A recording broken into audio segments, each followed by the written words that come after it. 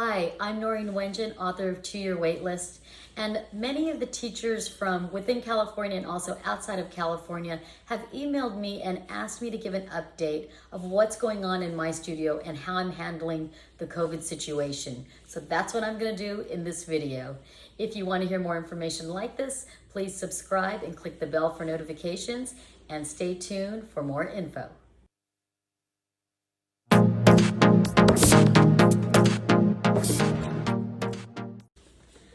So I've been teaching online lessons for about 8 years, not to all my students, but I gave it as an option for many students.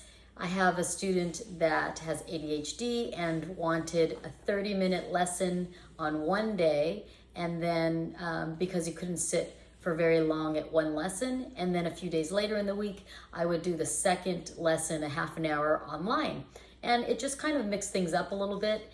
And the student was really able to focus well, especially with the online lessons. And the combination was just really great since we needed the extra time to go through theory and technique and all the repertoire. I've also used online lessons. I had a student that was traveling and was away in Germany for an entire year, and we did lessons then. And also I had an adult student who moved out of state, and we were able for several years to do online lessons that way as well. So I also had given the option to my students, if they come down with a cold, maybe they had a fever and stayed home from school, but they feel well enough to have a lesson. Well, if they had a fever in the morning, I don't want them in my studio, but if they feel well enough, I'm always happy to give them a lesson online. So that's how that all started. So when things started happening very quickly with COVID in March, I immediately went to online lessons only, virtual lessons, 100%, and I was able to just flip a switch, and in 1 week, nobody really lost any lessons. We just went directly to virtual lessons. I had to teach a few of the parents how to use Zoom, but they really got used to it quite quickly. And then as things got slightly better, as things improved a bit in June, I opened up my studio for, it ended up being less than a week, I believe. And then a few of the students decided to come in. I had actually a separate waiting area in my front yard with a bench that the parents would wait on, or any siblings, so I only had one student at a time. We were both wearing masks, and I also wore a face shield. However, as things looked like they were going to escalate right before the 4th of July, I quickly went back to virtual lessons only via Zoom. I think it was something around maybe July 2nd. And I've just kept virtual only, and even now as we speak, and it's the end of July. So a few of the things that I have done, even though I don't have students coming to my lessons now, I have prepared some things.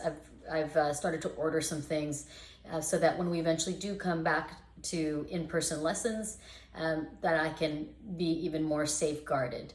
So besides the hand sanitizing, I got the UV wand, but I also did use sanitizer on top of that with my piano keys the week that I had the students in between each lesson. I also purchased this infrared forehead thermometer that when we do come back to lessons, I will check each student in the front door to make sure before they come into my house.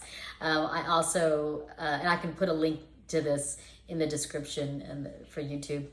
And I also ordered some automatic hand soap dispensers, because I feel like when the hand soap comes out automatically, people tend to wash their hands better, more thoroughly, and longer, because it does expel quite a bit of soap, and it's also touchless, so nobody has to touch anything, and I use paper towels. However, right now, since we're virtual, our family's just using it. It's quite convenient. I've also prepared a letter. I try to keep the students and the parents very updated. So with emails, and I use Constant Contact to to put out emails to large groups of people, and I did give an update on what's going on and the current situation, and that we are going back. That they all realize that we've gone back to virtual lessons, but just to let them know that that I'm planning to keep this for as long as LA County sort of has this advisory on small businesses. I can also try to put a link to my constant contact to the format of my letter if you guys want to see that as well.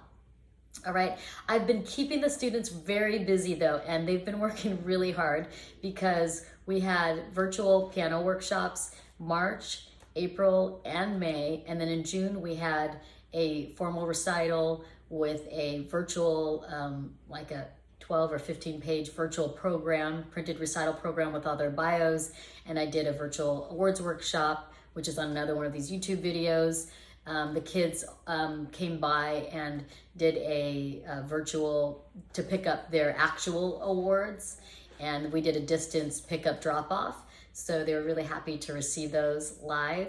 And then almost all my students did some type of audition, or they're preparing for piano competitions over the summer. So I feel like that really kept them excited and engaged, and they're starting to get all the results, and I'm just so proud of them for working so hard, and they all did really, really very well. I'm so impressed that they were able to still study so hard for the theory and get all the pieces memorized.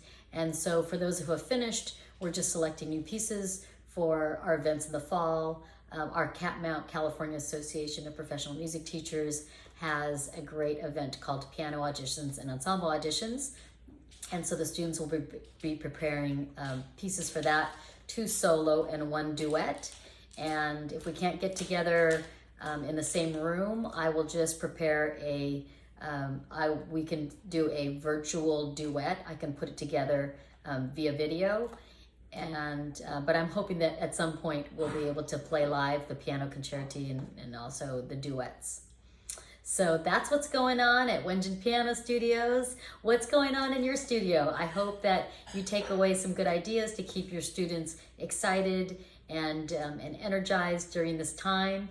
And let me know if you found this to be helpful. Again, please click subscribe and the bell for notifications if you'd like to hear more about safety for music teachers and for music students, and maybe some other opportunities for everyone to join.